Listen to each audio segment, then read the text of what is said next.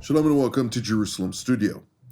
Outgoing CIA Director Bill Burns described over the weekend the decision point facing the Iranian regime, this being whether to try and reach military nuclear power, running the risk of drawing the regime's adversaries into a preemptive blow, or to signal its readiness to negotiate a deal with the incoming Trump administration. If the latter course is chosen, it will impact the entire alliance of partners and proxies waging war against Israel on Iran's behalf. So, how should Israel prepare for the next stage in its confrontation with Iran, Hezbollah, the Houthis, and the various other forces getting their guidance from Tehran? Joining us for this discussion include Brigadier General in Reserve Yossi Cooper-Vasser, formerly the Director General of the Israeli Ministry for Strategic Affairs, the head of the IDF Intelligence Directorate's Research and Assessment Division, and currently, among a long list of other positions, he is also the IDSF's director of the research department there. It's always a pleasure to have you, General. My pleasure to be with you. Also joining us from elsewhere in central Israel is Brigadier General in Reserve Yaron Rosen, formerly an Israel Air Force commander, the chief of cyber staff in the IDF, as well as a fighter pilot. It's always a pleasure to have you also with us, General Rosen. Pleasure to be here. And with me in the studio, of course, our TV7 editor-at-large, Mr. Amir Oren. Amir, before we start dissecting the Israeli approach and the American approach at that, let's start with the European approach. The E3 are currently holding negotiations with their Iranian counterpart in Geneva, trying to establish some sort of diplomacy. Whether or not it will be effective is another question. But the Iranians are masters of delaying the inevitable, and that is they have clear aspirations of attaining nuclear weapon capabilities. It seems that this objective is drawing near with their proliferation of high enriched uranium, of various graded metals and such. What are we to take of that? And is this just yet another ploy by this regime? Well, the E3, whom you mentioned, Germany, France, and Great Britain, it's no longer an E. It's an island, but not an E, since they... Well, there are three Europeans, so yes, for all intents and purposes, the E remains. Is Greenland European? But let's leave that for another day. They started the whole diplomacy channel some 20 years ago. And then the Americans joined, so it might be a new beginning. But there is one senior Iranian who has obviously been envious of Yossi Cooper-Vasser because he took Yossi's old title, handling strategic affairs, and has become the vice president of strategic affairs. And this is Mohammad Javad Zarif. He's no longer the foreign minister. He's not the vice president in charge of foreign relations. Now it's strategic affairs. And he has published an essay in Foreign Affairs magazine, in which he calls on the Trump administration to renew the relations. He has expressed openness to a new or renewed JCPOA. Of course, he doesn't want any concessions. So yes, maybe there is this duplicity of a charm offensive, all the while trying to build. In fact, he points to the enrichment and to what happened since President Trump, in his earlier term, broke the deal. Obviously, there are intelligence professionals or strategic assessment experts in Tehran trying to figure out how President Trump, who may be unpredictable, how he will behave if he finds out that Iran is no longer a threshold state, but has crossed the threshold. And in Israel, too, Israel must assess what the American reaction will be, knowing full well that American priorities are elsewhere, China, Russia, in the Middle East, perhaps Syria now, the war between Israel and Hamas to be over. So Iran right now is not at the top of the agenda. We probably must await the confirmation process for Trump's nominees to be over, for policy statements out of the new administration, and only then will we and the Iranians know what comes next. Indeed. Well, there is a significant distinction between General Kuppelwasser and Yes, there is some Mr. Zarif. Yes. He, as part of the Ministry of Strategic Affairs, is a master deceiver, as opposed to General Kuppelwasser, who is the one who decodes those deceptions and provides truth. So I would take each one from a different angle. But for that, General Kuppelwasser, I'd like to ask you particularly of the current state of play. We do see a soft campaign of disinformation flooded in the United States, in Europe, multiple interviews, various articles being published, op-eds on behest of the Islamic Republic of Iran via the same master of deception, namely Mohammad Javad Zarif and his stooges surrounding him. Nevertheless, there is a certain perception in Washington, a clear-eyed perception on Tehran's belligerence and its aspirations to attain nuclear weapon capabilities. Is Jerusalem and Washington currently aligned with the incoming administration of President-elect Donald Trump on the necessity and the urgency of abruptly thwarting Iran from attaining nuclear weapon capabilities? Well, first of all, I think that there's no naivete in Washington on the Iranian issue today. The people that are supposed to take key positions in the administration are experts on the Iranian deception policy, and it's going to be very difficult for the Iranians to deceive them once again.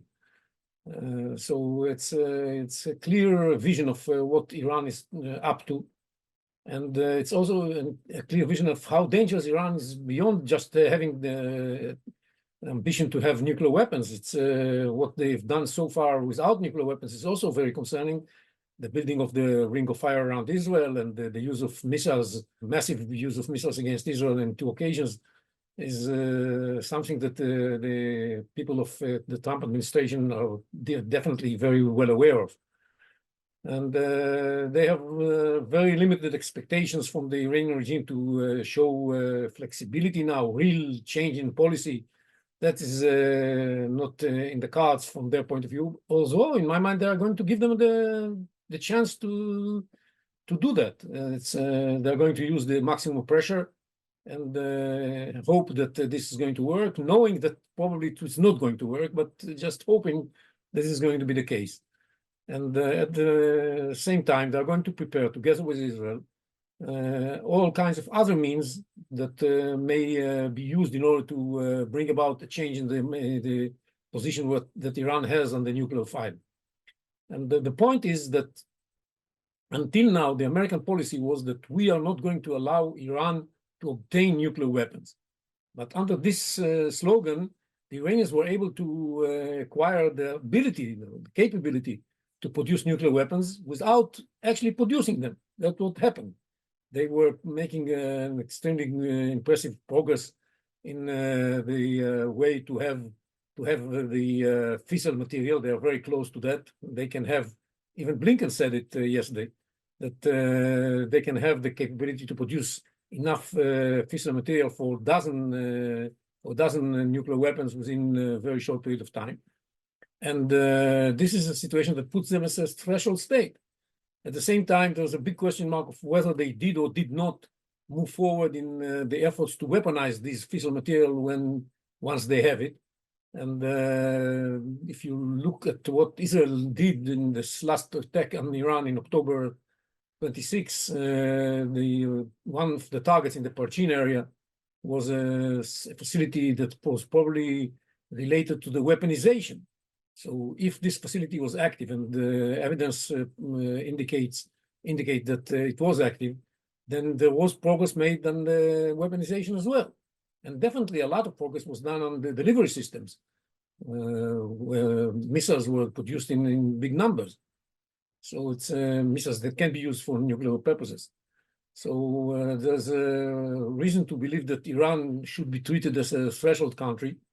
And we have to be ready to deal with the capability, not only with the obtaining of the weapons, but also with the capability. Now, let me remind you, this question of obtaining or having the capability to obtain was the major disagreement between Israel and the United States before the JCPOA was concluded.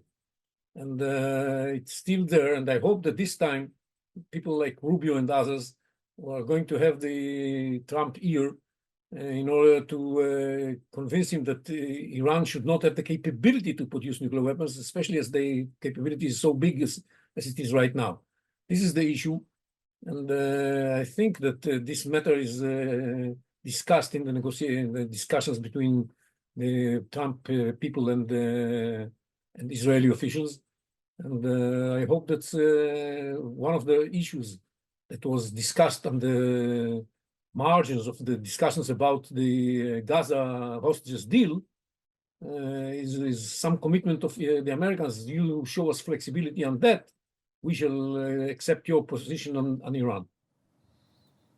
Very interesting indeed. General Rosen, I'd like to hear your take on this, particularly at a time when we do see the Iranians launching subsequent maneuvers time and again, exercising ground-to-air capabilities, exercising various drone and surface-to-surface capabilities in an attempt to dissuade Israel or to deter Israel from launching an attack at a time and place of Israel's choosing, which will, of course, come at an unexpected moment for the Iranians. But we do see that the systems at their disposal and the lack of their capacity to produce additional ballistic missiles at this moment in time, that they are not prepared for whatever Israel may be preparing to confront them with. And therefore, are we to be concerned potentially of Iran going out of its bounds and trying to do something reckless?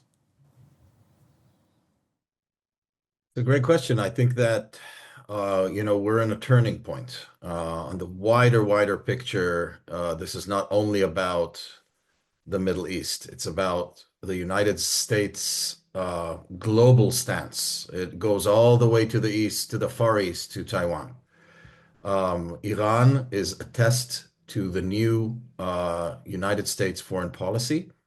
And however the ministers, the secretaries will be, confirmed right after that, everything will be put to test. In a sense, Israel is very much like, it reminds me of the first scene in the movie Gladiator when General Maximus Decimus Meridius is about to fight the Germanic tribes in the forests of Germania, and there's a dog next to him that he calls Hell.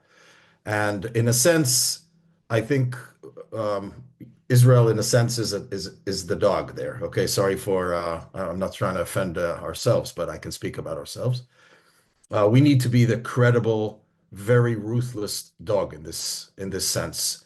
Israel needs to be prepared for the attack, seriously prepared. I think Israel is prepared, and I think we might need to unleash hell on the Iranians. That's the only way to credibly enter negotiations. I'm afraid that if we enter negotiations in the current state we are, the Iranians will do exactly like Yossi mentioned.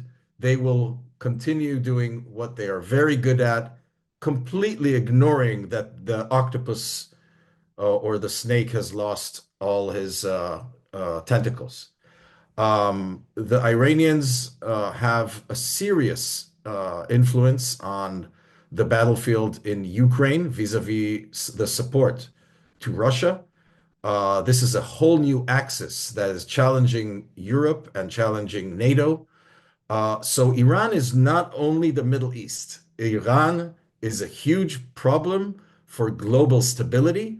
And because all of the chess playing field has been very well prepared by this in the last 12 to 15 months, and now after Syria has fallen and the tentacles have been cut, it is time to hit the head of the octopus. There's no other way but to go for the checkmate and then start talking. Starting to talk right now is not credible. It does not reflect the deterrence that the United States needs globally.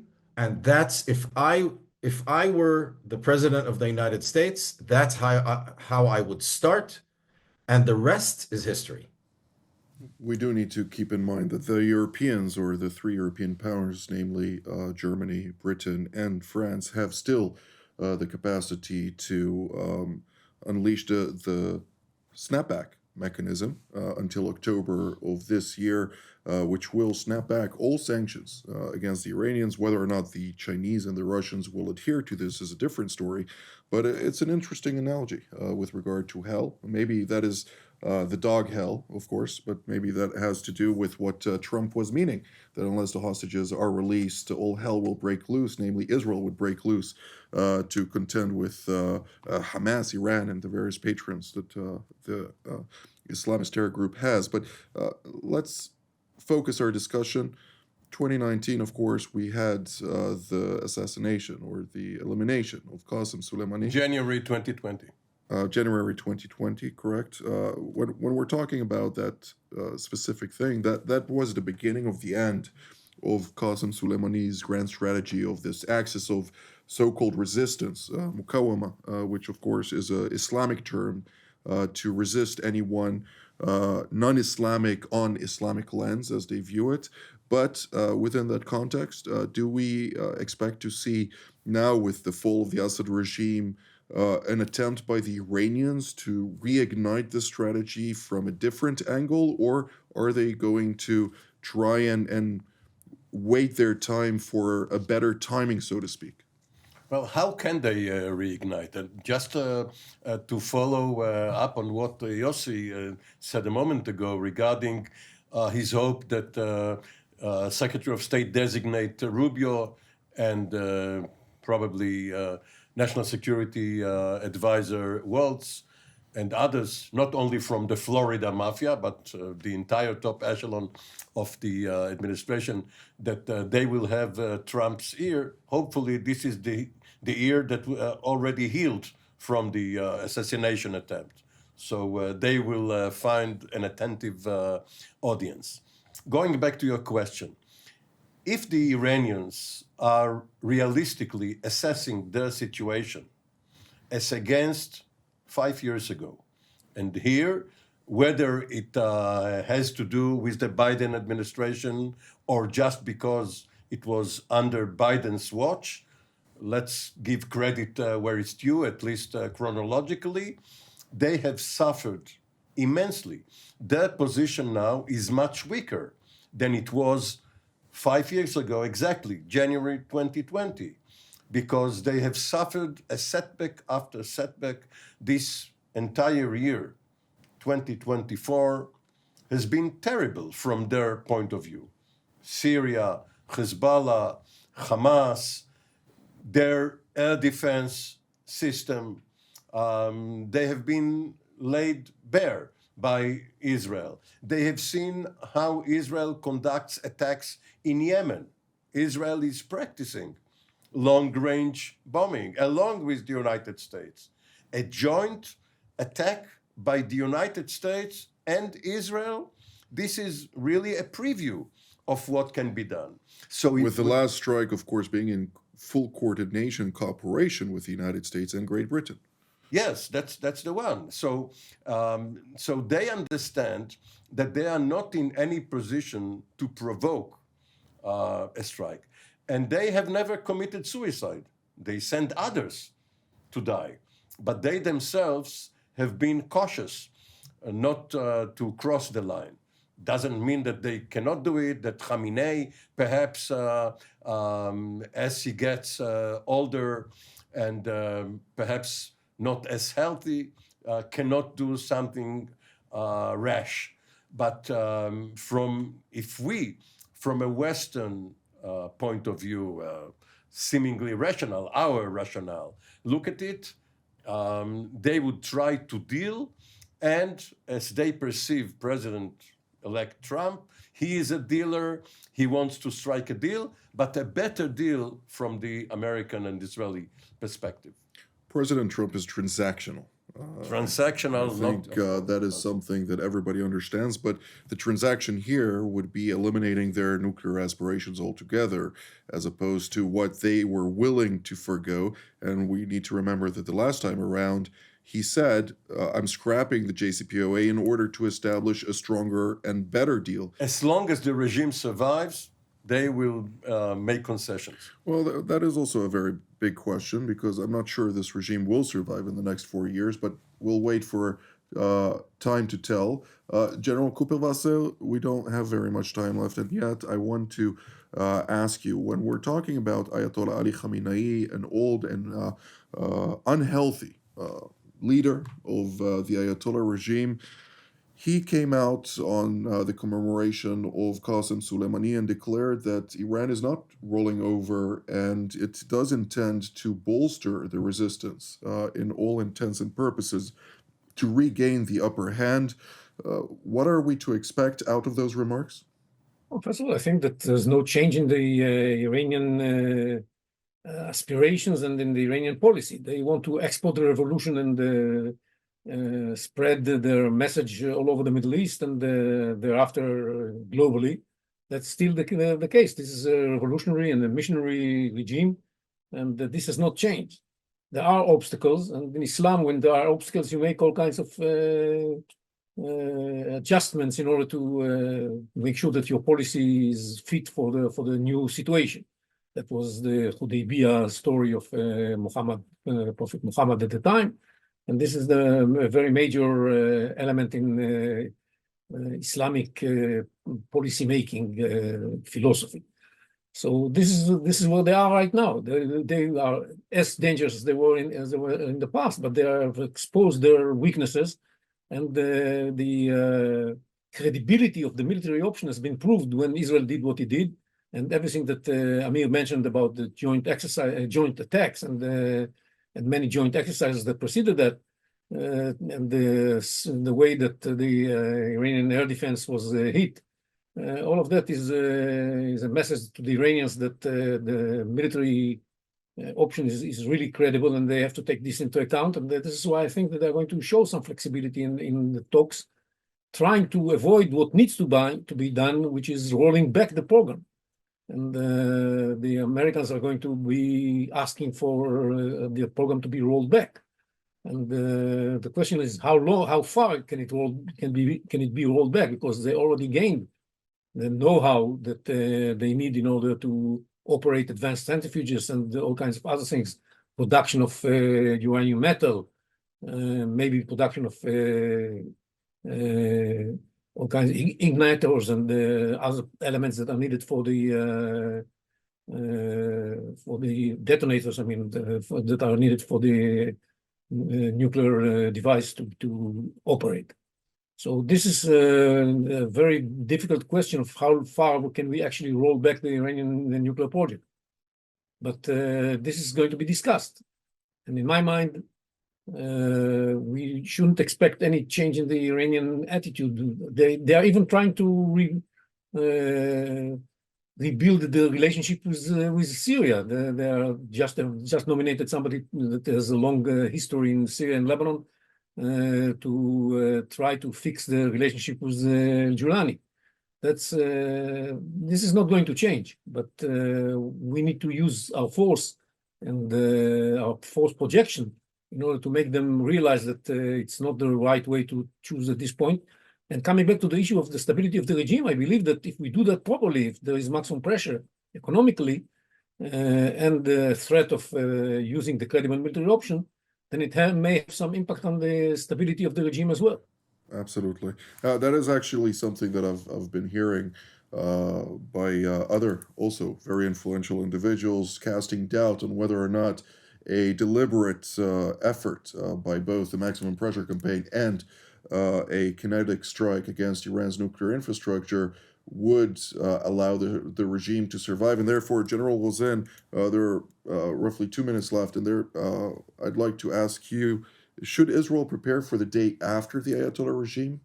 I think it should. I think, as you just discussed, Khamenei is, I think, 85 years old this year, and this July, 17th of July, he will be 86 years old.